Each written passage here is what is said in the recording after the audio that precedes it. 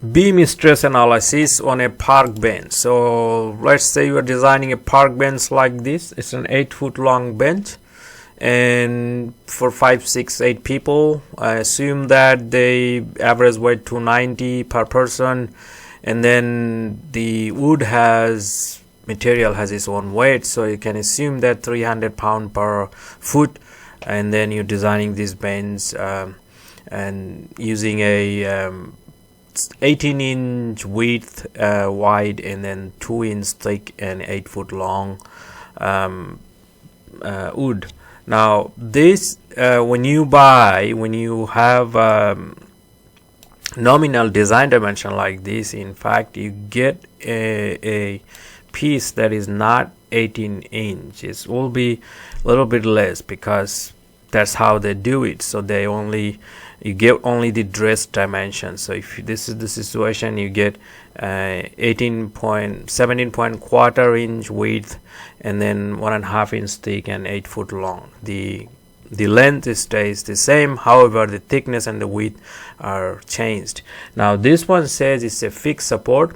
For a fixed support, the bending moment changes compared to a simple support. So let's calculate the reaction first here. So if you have this 300 per foot, you got 8 foot of that load, and half of it will be carried by this reaction. So it's omega L by 2. So you can do 300 times 8 is 24 divided by 2 is 1200 pounds, and this leg will carry another 1200 pounds, so that's total 2400 pounds. However, now for a fixed support, meaning that this side are glued and nailed on the leg, and also both are glued and nailed. So for that kind of situation, the bending moment is actually max at the end, not in the middle. So maximum bending moment is actually in the end, not in the middle. So remember that. And the formula for that is omega L square divided by 12. So omega L square 300 times 300 pound per foot, omega L square by 12, so 300 pound per foot, times I got 8 foot of that load whole square divided by 12 foot. No, not 12 foot, just 12. So if you calculate this, it's gonna be 1600 pound foot. So now if you convert it to pound inches, it's gonna be 192.00 pound inches, because we're gonna be calculating that is stress in inches. Let's convert it now. So you have to be careful on this fixed support and simply support. For a simply supported beam, this equation is omega L square by 12, and the bending stress will be max in the middle. But this one is a fixed support, so the max at the end. Now let's calculate the bending stress. The formula is MC by I or M by S, whatever you want to use. So we have calculated the M. Now we're going to calculate the C and I. So this is the cross section. C is the distance from the neutral axis to the outer fiber. It could be either, so this is C, this is 1.5 by 2, because the thickness is 1.5. Now this is the width, which is 17.25 inches. So we can calculate the I, which is 1 by 12 BH cube. If I plug all this number, 1 by 12 base is 17.25 inch times h is 1.5 inch cube. So I found that 4.85 inch power 4. I hope my calculation is correct. Now if you plug all this number here, I got 19200 for the moment. Check the video, you can always go back and check. And C is 0.75, 1.5 by 2, and then I is 4.85 inch power 4. I have calculated the bending stress for this piece, 2969 psi. Next question is asking, is the bending stress calculated max, minimum, or average? We're always interested in max. We don't care the minimum. Some places you have zero, especially in the neutral axis. There is no bending stress on the neutral because the neutral fiber is neither compression nor in tension. So we're not interested then. We are interested in max value. Show the plane on which the bending stress is developed that you calculated for these above questions. Now, bending stress is developed either at the bottom fiber, the maximum bending stress, either at the top fiber here or at the bottom fiber here. So that's the answer would be either at the top plane, top, or bottom plane of the bend. So that's why the fiber is start to crack.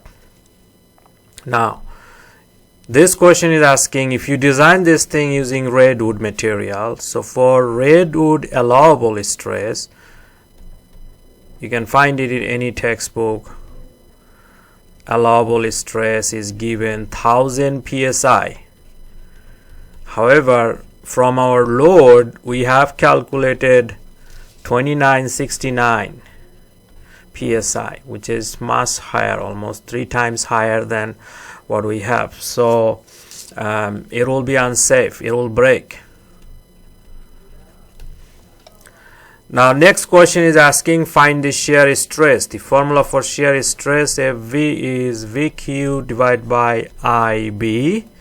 Now we have V, which is 1200 pounds, and then we know I, which is 4.85, and then we know B, which is 17.25.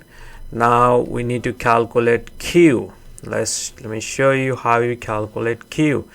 Q is the area moment with respect to the neutral axis. For max value is the half of this area. So Q is the area moment of Q equal to area moment, summation of all area moment. So we know that this whole thing is 1.5. So the half of it is the 1.5 by 2. Because we are interested in area moment with respect to the neutral axis, that Y value is even half of that. So that is 1.5 by 2, half of that. So basically 1.5 by 4.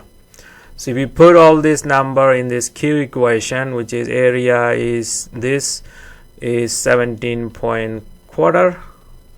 So 17.25 inch times 1.5 by 2, that's the area, and then to get the moment of that area is this distance of this center from the axis you're taking the moment with.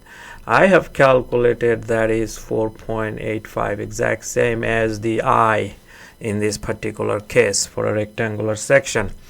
Now here, if you plug all this number here, 1200 pound times 4.85 inch cube divided by 4.8 inch power 4 is the unit for I times the base, which is 17.25. I have calculated that is 69 psi. So that's the shear stress. Vertical shear stress of the beam is gonna be at the corner right here and there. That's where it's gonna be the max shear force, because that's then there you have the max bending stress. So this is max here, therefore bending stress will be max on the corner. Of course, we calculated the maximum. Show the plane on which the stress is developed. The bending stress is max at the neutral axis. So if you want to show that, it's kind of difficult to draw. So if this is the cross section, let's draw the beam like this. So that's the beam. There is a support here. So this is the neutral. Let me show you that if I can draw. So that's the neutral plane. There you have the highest So at the neutral plane, so this FB max is at the neutral plane. Let's go further. Vertical, horizontal, they're exact same. So vertical shear, we calculated vertical shear.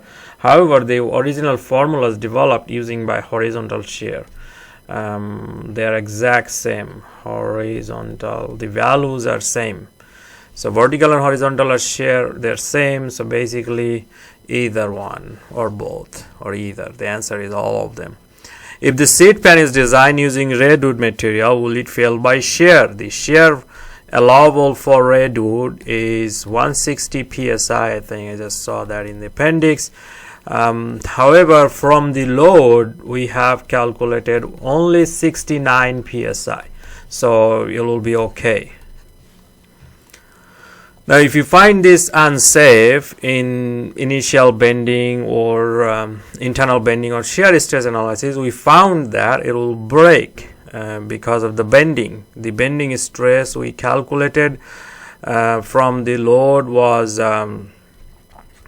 2969, which is almost 3 times more than the allowable bending stress. FB allowable for redwood is 1000 psi, so it's about 3 times more.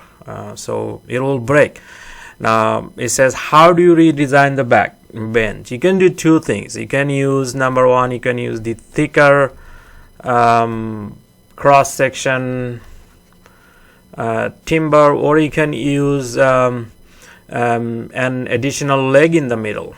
Add a leg in the middle. You can do that.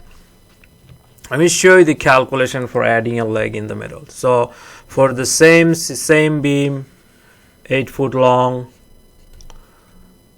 fixed support, we had another fixed support, let's say in the model. So now I have 4 feet here, 4 feet here, and then the same loading situation, 300 pound per foot.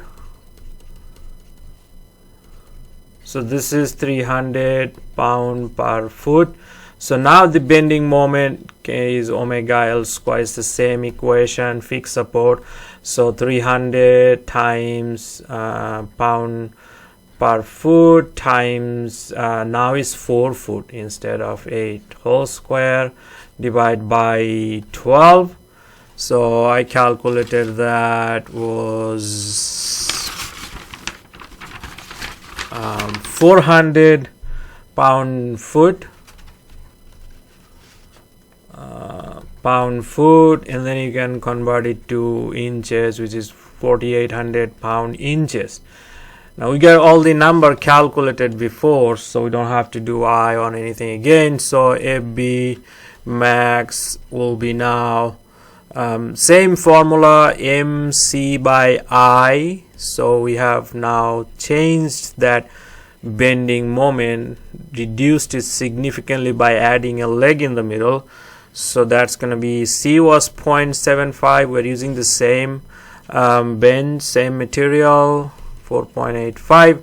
so now the maximum stress from the load was calculated about 743 psi, which is less than the redwood allowable